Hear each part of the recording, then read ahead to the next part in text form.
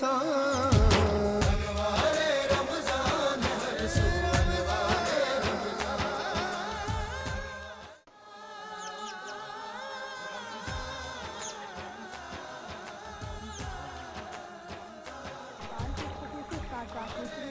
News के platform से आपकी मेज़बान रिदा सैफी नाज़रान इस्लाम आपको खुशामदीद कहती हूँ।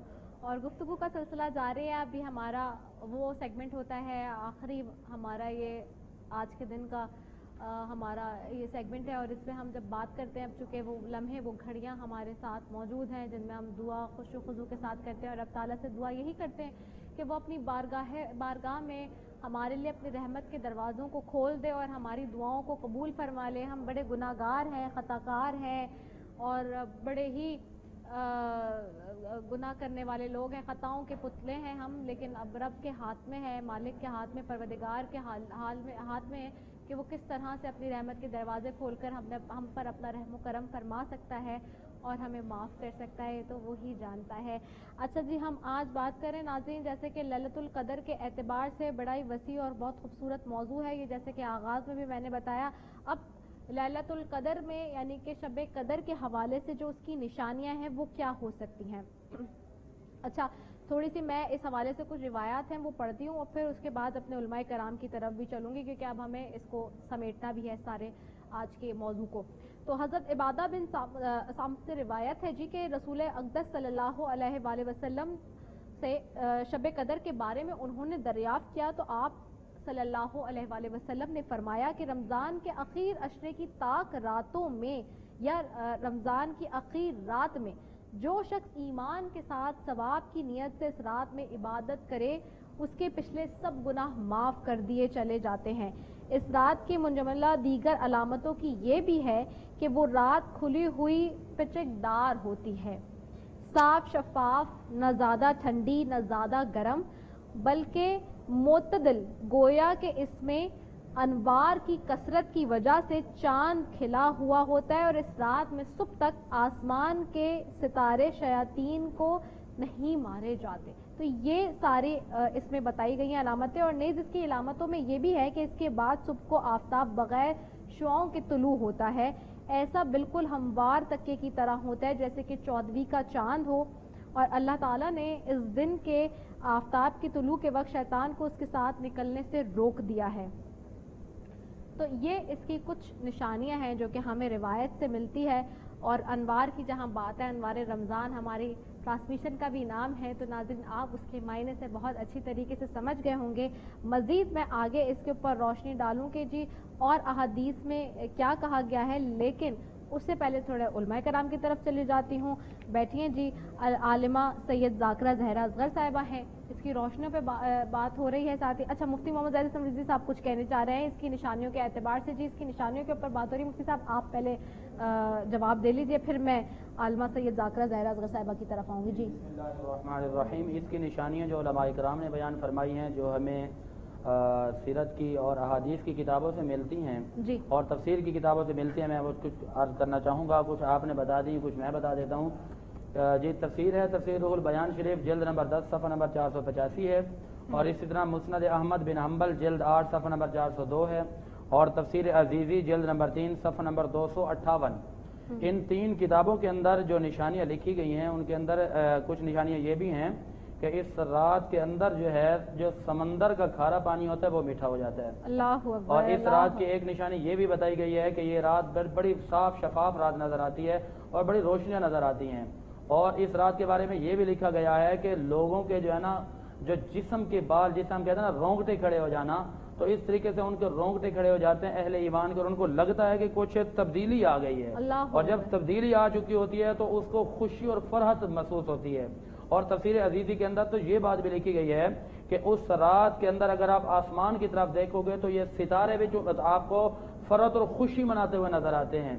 और जब सुबह आप नमाज के लिए जाते हैं तो फजर की नमाज के वक्त आप अगर आसमान की तरफ देखेंगे तो ऐसे लगता है कि जैसे बहुत ज्यादा रोशनी हो गई है। और उसके बाद जब सूरज को आप देखेंगे कि तुलू होने का वक्त हो रहा होगा तो उसके बारे में लिखते हैं कि उसके आगे पीछे दाएं बाएं शुआएं नहीं होती, वो रोशन होते हैं। अब यहाँ पर भी उलमा ने कलाम किया कि इसकी क्या वजूहत है कि बगैर शुआओं के सूरज का तुलू होना اور سمندروں کے پانی کا میٹھا ہو جانا یہ کیوں ہے؟ فرماتے ہیں یہ اس لیے ہے کہ بندے متحد ہو کر اللہ کی بارگاہ میں آ جاتے ہیں. اللہ فرماتا ہے جب اتفاق، اتحاد اور بھائی چارے کی اخوت اور مثال قائم کر کے میرے بندے میری بارگاہ میں ایک ہی جگہ پہ ایک ہی گھر میں آ جاتے ہیں اور ایک ہی صف میں کھڑے ہو جاتے ہیں. فرمایا جب بندوں کی محبت کا یہ عالم ہے کہ کندھے کے ساتھ کندھا ملا لیتے ہیں تو پھر میں اللہ بھی محبت فرماتا ہوں اور میری محبت کا یہ عالم ہے کہ میں انہیں اپنی نشانیاں دکھاتا ہوں اور پھر میری محبت جب آ جاتی ہے تو فرمایا تو میں تو کھارے پانی کو بھی میٹھا کر دیتا ہوں. اور اللہ فرماتا ہے کہ میں تو پھر اس سورج کو جب طلوع کرتا ہوں تو شعاؤں کے بغیر کر دیتا ہوں. حالانکہ حالات سے ہٹ کر روزمرہ کے جو معاملات ہیں ان سے ہٹ کر یہ ہو جاتا ہے. اور یہاں پر یہ بھی عرض کر دوں جہاں اتنے فضائل و مناقبات کی بات کی جا رہی ہے تو یہاں پر سوچنے کی بات یہ ہے کہ جس رات کی فضیلت اور بلندی اتنی ہے تو میرے آقا نے اس رات کو مخفی کیوں رکھا؟ میرے آقا تو پہلے بتا دیتے. اب یہاں پر جو نقطہ جو حدیث پاک ہمیں بتاتی ہے اس کی فضیلت کے حوالے سے بخاری شریف جلد 1 صفحہ 661 پہ ایک حدیث پاک ہمیں ملتی ہے کہ میرے آقا نے جب صحابہ کو دیکھا اور اپنی امت کا خیال ہے تو حضور نے فرمایا کہ میں انہیں بدائی دیتا ہوں کہ وہ رات کون سی ہوتی ہے. حضور جب تشریف لائے نا آگے دیکھا محلے کے اندر کے دو لوگ آپس میں جھگڑا کر رہے ہیں اور جھگڑا کرنا فساد کرنا یہ نہ اللہ کو پسند ہے نہ نبی کو پسند ہے. میرے نبی جو ہے نا ناراض ہو گئے. حضور فساد کرنے والوں کو تو بالکل پسند نہیں کیا گیا زمین میں فساد ان لا يحب المفسدين کہ فسادی جو ہیں یہ اللہ تعالیٰ کو پسند ہی نہیں ہے. اور جب اللہ تعالیٰ اس کائنات کو بنا رہا تھا تو فرشتوں سے پوچھا کہ انی جاعل فی الارض خلیفہ، میں بنانا چاہتا ہوں تم بتاؤ تمہارا کیا مشورہ؟ کہتے ہیں مالک اتجعل فیہا من یفسد فیہا ویسفک الدماء، یہ تو فسادی ہیں، یہ خون بہائیں گے، جھگڑے کریں گے، فساد کریں گے، بھائی بھائی کا گریبان پکڑے گا. تو اللہ تعالیٰ نے قطع کلائی معافی یہ ناظرین بہت اہم اور انتہائی توجہ طلب بات ہے جو کہ اس وقت مفتی صاحب بتا رہے ہیں کیونکہ ہمارے یہاں زیادہ تر یہی ہے معاشرے کے اندر کہ لوگ فساد پھیلاتے ہیں. فساد کیسے ہوتا ہے؟ جھوٹ بول دیا، کسی کی برائی کر دی، جھوٹ بات کر دی، وعدہ خلافی کر دی، وہ سارے معاملات ہیں. اس میں چغلی کر دی، کسی کے پیٹھ پیچھے اس کی برائی کر دینا، کسی کو جھوٹ بہلا کے کسی کو کی برائی دلا دینا کسی کے دل میں. تو یہ وہ سارے معاملات ہیں جو فساد پھیلاتے ہیں روئے زمین پر اور فساد کرنے والے کو اللہ تعالیٰ نے کسی طور سے پسند نہیں کیا. یہ بات آپ لکھ لیں اپنے پاس، آج نوٹ کر لیں. یہ بڑا اچھا جملہ آپ نے بتا دیا. لوگ سمجھتے ہیں فساد کا مطلب یہ ہوتا ہے کہ گریبان پکڑنا، ایک دوسرے کو یا ہاتھا پائی کرنا یا لوگ فزیکلی مطلب بات پیٹ کرنا جو کہ ہوتی ہے، لیکن ایسا نہیں ہے. یہ ساری چیزیں جو آپ فساد کے زمرے میں آئے یعنی کہ آپ کسی کو بہکا رہے ہیں یا آپ کسی کے بارے میں برائی کر رہے ہیں، جھوٹ بول رہے ہیں، دھوکہ دے رہے ہیں، یہ سب چیزیں فساد میں آئیں گی، یاد رکھیں گے. بالکل یہی فساد اور لڑائی جھگڑے کا تو وبال ہے کہ جو آج اتنی بڑی عظیم رات ہے جس کو ہم سے مخفی رکھا گیا. یہ لڑائی کا وبال ہے، یہ جھگڑوں کا وبال ہے.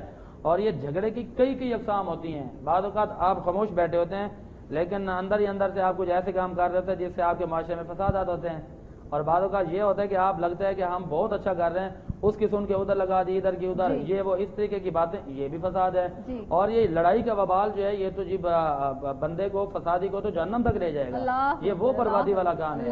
اور اسی حوالے سے حضرت وہب بن منبہ کی ایک مجھے بات یاد آ رہی ہے. آپ فرماتے ہیں کہ میرا ایک دوست تھا جس نے 70 سالہ زندگی جو ہے نا گناہوں میں گزاری تھی. اب وہ جو ہے نا اللہ کی طرف آ گیا، توبہ کر لی. اچھا جب اللہ کی طرف آ گیا، توبہ کر لی، تو فرماتے ہیں اس کی عمر بھی بڑی لمبی تھی. اللہ نے 70 سال اس کو مزید عطا کیے.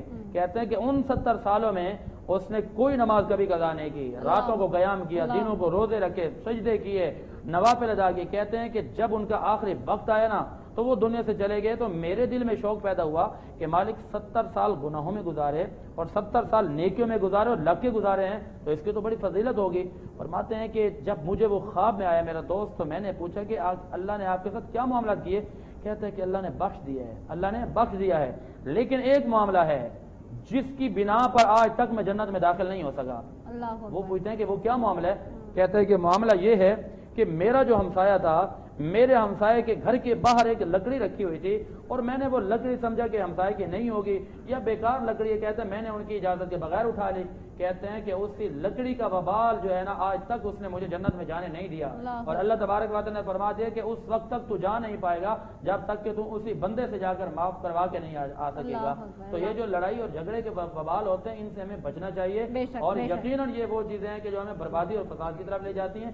ان سے بچ کر اگر ہم ایک سجدہ بھی کر لیں گے اور اس کے بعد موت، بہت سارے صحابہ کرام ایسے ہیں کہ جنہوں نے ایک بھی نماز نہیں پڑھی لیکن پھر بھی جنتی ہیں. اور غزوات کے اندر جب آئے، آپ اگر اسی اپنا میدان کربلا میں چلے جائیں، جنگ بدر میں چلے جائیں، آئے تھے کفر کے ساتھ. حضرت حر بن یزید ریاحی کو دیکھ لیں کہ جب وہ آئے تھے تو یزید کی طرف سے آئے تھے, فوج کے سپہ سالار بن کے آئے تھے, لیکن امام علی مقام بھی سامنے ہے, وہ بھی سامنے ہے. میرے امام نے فرمایا کہ تمہارا فیصلہ تمہارے ہاتھ میں ہے, یہ جنت ہے یہ جہنم ہے, تم نے جو کرنا ہے وہ کرو. حضرت حر بن یزید نے کہا اپنے آپ کو ہو سکے تو حسین کے ساتھ دیا جائے. تو انہوں نے وہاں آ کر یہ کہا کہ حسین میں جو ہے ان کو چھوڑ سکتا ہوں, دنیا کی طاقتیں اقتدار کو چھوڑ سکتا ہوں, لیکن اہل بیت ادار کے ساتھ نہیں چھوڑ سکتا. آپ قدموں میں آئے, اور اسی وجہ سے جو ہے نا ایک حر نام رکھ دیا گیا. حر کہتے ہیں اس کا کہ جو جنت سے آزاد ہوتا ہے. جی ہاں, حر کا وہ لمحہ فکری عارضہ کہ جتنی ہم عبادت کر رہے ہیں, جو بھی کچھ کر رہے ہیں, ہم فکر نہیں کرتے, ہم تدبر نہیں کرتے. وہ ایک لمحہ کون سا تھا کہ جب جناب حر نے جنت اور دوزخ کا فیصلہ کیا کہ اللہ کے رسول کو محشر میں کیا منہ دکھاؤں گا, اپنے رب کو کیا منہ دکھاؤں گا کہ میرے نبی کا نواسہ کربلا میں موجود ہے اور میں اقتدار کی جنگ میں یزید کے ساتھ ہوں. وہ جو ایک لمحے کا فکر تھا, وہ تدبر تھی. وہاں سے حر نے دوزخ سے نکل کے جنت کی طرف قدم بڑھایا اور امام حسین نے اس کو حر علیہ السلام بنا دیا. یہاں جیسے کہ مفتی صاحب نے بیان کیا کہ ابھی جو واقعہ بیان کیا تھا کہ پروردگار یہ چاہتا ہے, اللہ کا رسول یہاں پہ توجہ دلا رہا ہے کہ حقوق العباد کیا ہے. جیسا کہ اس شخص کا بھی واقعہ بتایا کہ لکڑی معمولی سی چیز ہے, بغیر اجازت کی اس نے اٹھا لی, اس کی وجہ سے وہ جنت میں داخل نہیں ہو سکا. حقوق اللہ اور حقوق العباد, حقوق اللہ کا بندے سے تعلق ہے ڈائریکٹ, مگر اس کا مطلب ہرگز یہ نہیں کہ آپ عبادتیں نہ کریں یا واجبات سے آپ کوتاہی کریں, وہ اپنی جگہ پر ہے, مگر وہ غفور الرحیم ہے. اگر بندہ گڑ گڑا کے آخری وقت میں بھی سچی توبہ کرے تو وہ یقیناً معاف کر دے گا. مگر خدا یہ بتا رہا ہے, اللہ کا رسول بتا رہا ہے کہ حقوق العباد کی اہمیت کیا ہے, کہ تم بندوں کے معاملات وہی طے کر کے آؤ. حالانکہ چھوٹی سی بات ہے, ہم دیکھیں کہ اگر جو گفتگو کرتے ہیں, ہم ایک دوسرے سے بات کرتے ہیں, یہ بھی راز اور نیاز کی بات ہے, عہد کی بات ہے. اگر میں یہ بات میں نے آپ سے سنی اور میں آگے بڑھا دوں, یہ بھی گناہ ہے, اس کا بھی مجھے جواب دینا ہے. یہ چھوٹے چھوٹے سے معاملات ہیں, ان کا خیال یہ حقوق العباد میں آتا ہے. رمضان کا مہینہ یہ پروردگار عالم ہمیں سکھا رہا ہے, تربیت کر رہا ہے کہ دیکھو رمضان میں پروردگار عالم کی خوشنودی کے لیے تم نے روزہ رکھا ہے, بھوک و پیاس برداشت کر رہے ہو, اللہ کی مخلوق کا خیال کرو. صبر کر رہے ہو تم, اللہ کی مخلوق کا خیال کرو.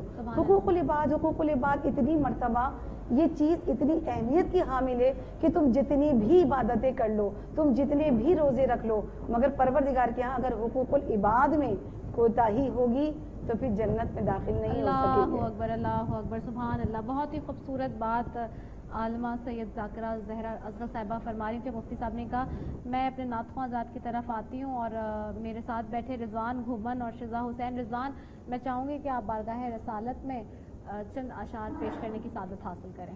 ابھی جس طرح ذکر اہل بیت شروع ہو گیا ہے تو میرا جی چاہ رہا ہے کہ ایک ایسا کلام پڑھوں کہ جس میں ذکر ہو, اور اس ذکر کے بغیر یقین کریں کوئی محفل نہیں ہے, وہ محفل ادھوری ہے جس محفل میں ذکر اہل بیت نہ ہو. درود پاک پڑھی, اللہم صلی وسلم وبارک علی سیدنا. مدینے سے بلاوا رہا ہے, مدینے سے بلاوا رہا ہے, میرا دل مجھ سے پہلے جا رہا ہے. اور کوئی تو مسافر مدینہ ہوگا, اس سے التماس, میرا دل بھی تو اپنے ساتھ لے جا, میرا دل بھی تو اپنے ساتھ لے جا, اکیلا کیوں مدینے جا رہا ہے. یہ چکی سیدہ کی چل رہی ہے, یہ چکی سیدہ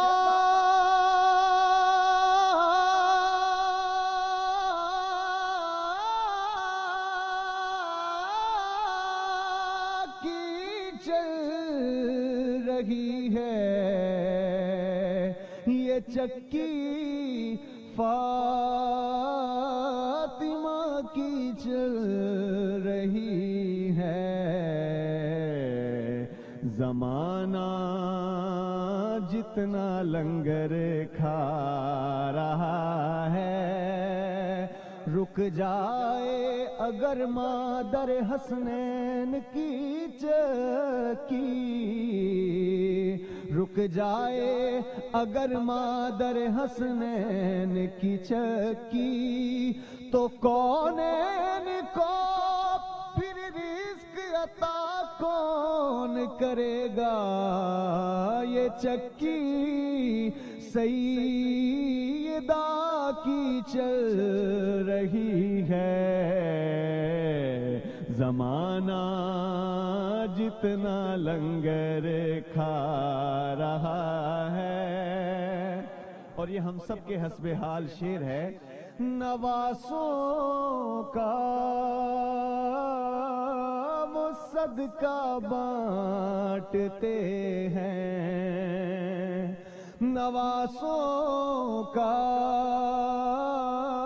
وہ صدقہ بانٹتے ہیں، زمانہ ان کا صدقہ کھا رہا ہے۔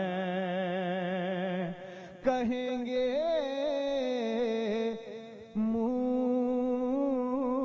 مصطفیٰ قدموں سے لگ جا، کہیں گے مصطفیٰ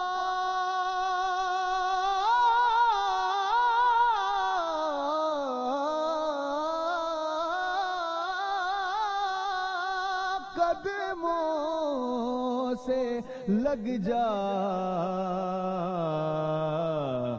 درے زہرا سے ہو کر آ رہا ہے۔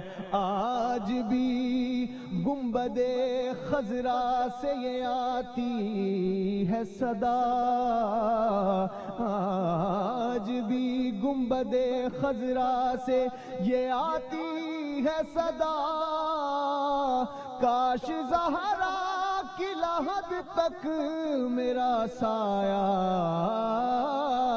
ہوتا، درے زہرا سے ہو کر آ رہا ہے۔ زمانہ جتنا لنگر کھا رہا ہے۔